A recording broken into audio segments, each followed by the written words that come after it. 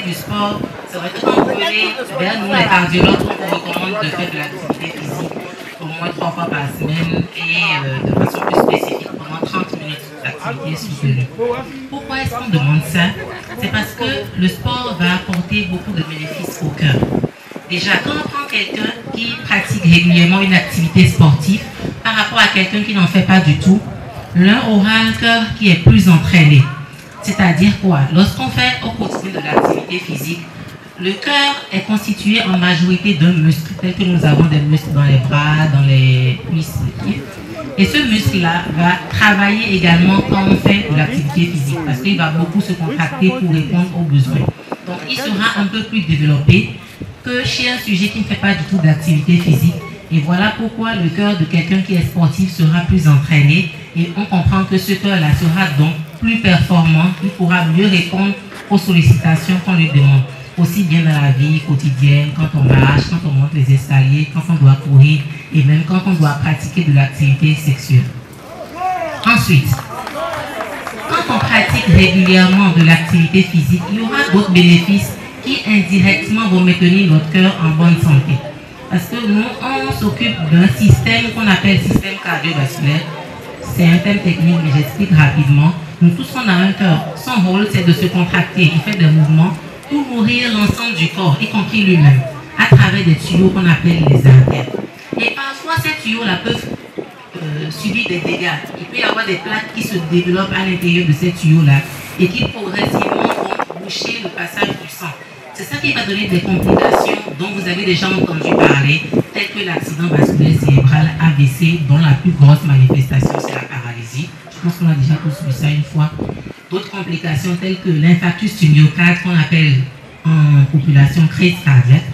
Et quand on pratique de l'activité physique, on a moins de risque de développer la cause de ces complications-là, qui est l'athérosclérose. On aura les vaisseaux, là, les tuyaux qui conduisent le sang, qui seront plus sains, et donc moins de complications cardiovasculaires.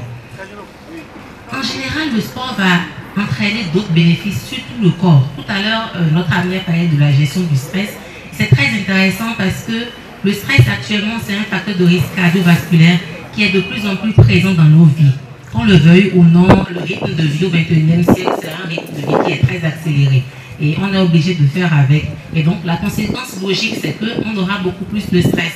Et qu'on va devoir trouver des moyens de gérer le stress, parce que c'est une réaction tout à fait de l'organisme. Donc, on ne pourra pas l'éviter. L'un des moyens les plus intéressants pour la gestion du stress, c'est l'activité physique. Le fait de pratiquer régulièrement une activité physique, cela va nous permettre d'aider à vider entre les énergies négatives et de se sentir plus serein pour aborder au quotidien les activités qu'on mène. Donc, le stress étant un gros facteur de risque cardiovasculaire, c'est encore un bénéfice sur le corps. Il y a d'autres moyens dans l'alimentation. Quand vous venez vers nous, on a l'habitude de donner des conseils simples. Déjà, la règle de base, il n'y a pas d'interdit. C'est-à-dire qu'on ne vous dira jamais ne mangez pas tel, ne mangez pas tel. En matière de prévention cardiovasculaire, il n'y a pas d'interdit. Il y a des choses à diminuer, il y a des choses à privilégier. Ce qu'il faudra diminuer, c'est en premier le sel. Pourquoi? C'est parce que entre le sel et ce qu'on appelle la tension artérielle, il y a une relation très directe. Plus vous mangez salé, et plus on aura de risque d'avoir une pression artérielle élevée. Donc on insiste beaucoup sur le sel, parce que quand on arrive à réduire sa consommation de sel, on a moins de risque de devenir hypertendu, de développer une hypertension artérielle, qui est quand même le premier facteur de risque cardiovasculaire. Quelqu'un qui a une hypertension artérielle qui n'est pas équilibrée, il aura 8 fois plus de risque de développer un AVC, accident vasculaire cérébral. Après, on parle de tout ce qui est gras, je veux dire huile, beurre, mayonnaise, fromage, yaourt. Il faudra réduire. Il faudra réduire le sucre aussi pour ne pas avoir d'autres facteurs de risque cardiovasculaire. C'est très important. C'est très important, pardon. Il y a des choses qu'il faut privilégier. Ce sont les fruits, ce sont les légumes. En général, dans notre alimentation, nous avons très peu de fruits, très peu de légumes chez nous au Bénin. Il faudra qu'on essaye d'intégrer de façon systématique les légumes dans tous nos repas, qu'il y ait au moins la portion de légumes. Même si c'est le riz, vous pouvez y mettre des carottes, des haricots verts, des choux, tout ce que vous voulez. Et quand c'est la pâte, notre plat de base, habituellement, on a tous nos types de légumes qui vont. Les fruits, il faut, on dit en général 5 portions de fruits et légumes. Mais même si on n'arrive pas à prendre un fruit de fruits du tout par jour, il faut que le minimum soit un fruit ou une portion quand c'est un très gros fruit. Donc voilà un peu les choses par rapport à l'alimentation.